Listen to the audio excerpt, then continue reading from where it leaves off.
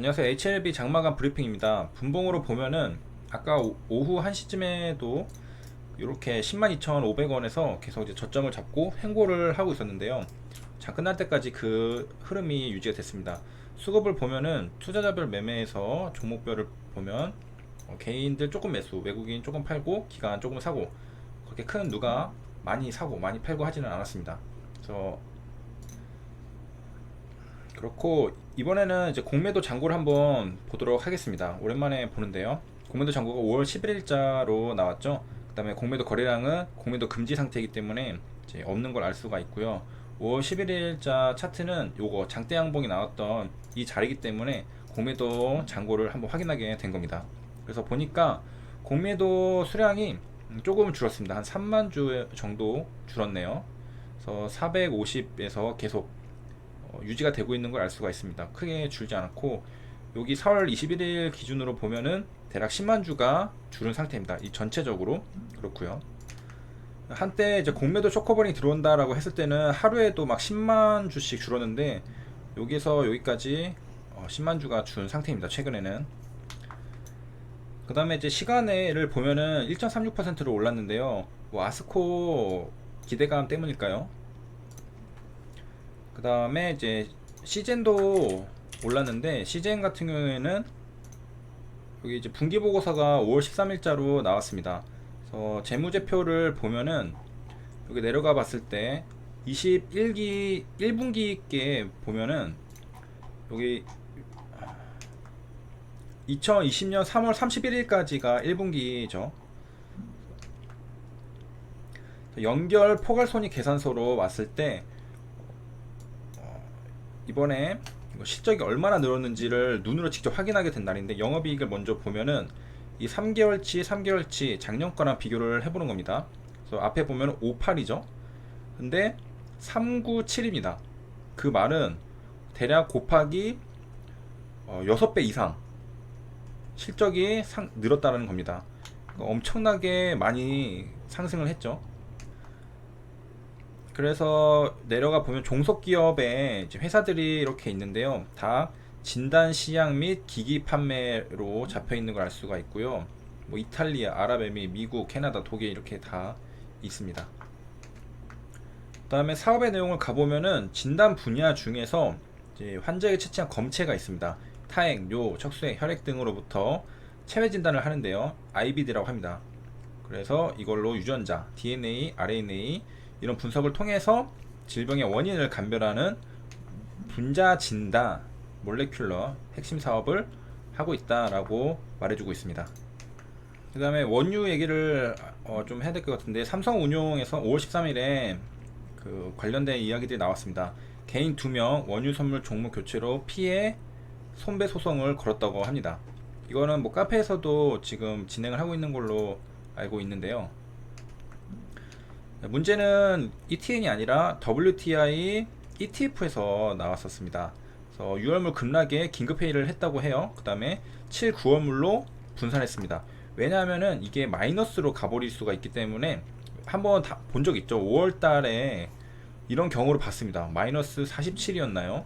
그래가지고 깜짝 놀란 거죠. 그래서 6월물을 이제 7, 9월로 이제 분산하자라고 했는데 소송을 걸었습니다. 투자자 2명이 걸었고, 보면은 ETF 운영 방식을 임의로 바꿔 피해를 봤다라고 했습니다. 줄 소송을 예고하고 있다라고 하는데요. 22일 밤에 급하게 회의를 하고 23일 새벽에 ETF 편입 월물을 바꿨습니다. 근데 평소처럼 거래가 될 거라 생각했는데 새벽에 바꿨다고 이걸 확인할 수 있는 사람은 별로 없었겠죠. 그래서 이게 적절한 처사였냐라는 부분인데요. 그래서 보니까 이게 10달러대로 떨어졌다고 해요. 그래서 순자산 1조 원 이 선물이 반대 매매를 당할 위험에 처했기 때문에 이렇게 급하게 회의를 했다고 하는데요.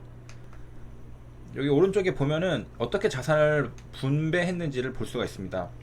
여기 WTI 관련해서 여기 ETF 이렇게 있고, 그 다음에 여기에 그 이 73이라 되어 있는 게 6월물입니다. 그러니까 비율이 73%가 6월물이었습니다. 22일까지만 그렇죠. 23일에는 이 바뀐 게 34로 됐고요. 나머지가 9월, 8월, 7월로 나뉘었습니다. 그러니까 대부분 비율이 6월이었는데 그게 9, 7, 8로 다 분배가 된 거죠. 그래서 반등할 때 그 반등을 제대로 먹지 못한 그런 일이 발생을 했습니다. 내용을 좀 자세히 보니까 원유 선물 증거금이 급한 문제였다고 하는데요. 투자자 보호를 위해서라고 말했는데 일단은 증거금 관련해서 한번 4월 초만 해도 배럴당 6달러였다고 해요. 그러니까 1배럴당 6달러 증거금이 있어야 되는 겁니다. 1배럴당 얼마였죠? 뭐 하락하기 전에 40달러 정도였나요? 6달러 정도가 이제 증거금이 있어야 됐는데 이게 지금 9달러, 10달러까지 치솟은 겁니다. 왜냐면은 원유가 지금 가격 변동이 엄청 크고 하락을 했기 때문에 좀 위험하다 싶으니까 증거금을 높인 거겠죠. 그래서 전날 WTI 6월물이 11달러가 아닌 장중 6.5달러 수준에서 마감을 했으면은 기존 보유 포지션의 30%를 반대 매매에 당했어야 한다고 합니다. 그래서 원유 선물 거래를 맡아서 해주는 국내외 증권사에서도 증거금이 좀 불안한 거 아니냐 해서 경고를 보내는 등 상황이 긴박하게 돌아갔다라고 합니다. 그러니까 이게 ETF라는 게 사실은 뭐냐면은 이런 상품들이 있으면 이거를 다 묶어가지고 사는 겁니다. 실제로 사는 겁니다. 그렇기 때문에 이거를 사는데 필요한 증거금도 당연히 있는 거죠. 우리는 이게 다 합쳐진 걸 사니까 잘 모르겠지만은 여기 증권사에서는 이런 것들을 쫙 모아서 하는데 요 증거금이 부족했다는 거죠. 그래서 이게 반대 매매가 나갈 그럴 수가 있었다는 겁니다. 선택지가 이제 두 가지였다고 하는데 하나는 유월물 비중을 줄이고 현금을 확보를 하는 것, 그리고 또 하나는 증거금이 낮은 다른 월물에 분산 투자하는 것이었습니다. 결과적으로 이걸로 바꾼 거죠. 증거금이 낮은 7, 8, 9로 바꿨다는 거죠. 그래서 이제 회의를 해보니까 증거금이 더 오르거나 유월물 가격이 급락해서 이제 반대 매매 규모가 커지면은 정상적인 펀드 운영이 불가능할 정도로 보유 물량이 줄어들 위험이 있었다라는 겁니다. 그렇기 때문에 이거를 7, 8, 9로 바꿨다라는 말입니다. 그리고 이거를 이제 확인을 해봤겠죠. 펀드 약관 투자 설명서를 뒤져가지고 보니까 S&P 이거 크루드 오일 인덱스 액세스 리턴을 기초지수로 한다라고 했고요. 기초지수 변동률과 비슷하게 운영돼야 한다라고 했고, 시장 상황 변동이나 당사 내부 기준 변경 또는 기타 사정에 의해 변경될 수 있다라고 밝힌 만큼 문제가 안 될 거라고 생각을 했습니다. 그 다음에 신탁계약서, 신탁약관에서도 필요에 따라서 장내 파생상품 및 장외 파생상품을 조합하거나 어느 한쪽으로 운용 대상 자산을 적절히 변경해 운용할 수 있다라는 것도 항목을 찾아냈다라고 합니다. 근데 문제는 이제 약관이나 이런 쪽에서는 여기 조항이 있기 때문에 오케이라고 할 수가 있는데 월물 교체를 미리 알려야 하느냐라는 것도 이제 논의 대상이었다고 하는데요. 결론은 미리 알려서는 안 된다였다라고 합니다. 그 이유는 이제 헤지 펀드들이 공격을 한다고 하는 거죠. 원유 선물 공격이 심했다라고 해서 유월물 처분하고 7, 8, 9월물 단다고 하면 시장이 미리 알고 이 과정에서 공격을 했겠죠.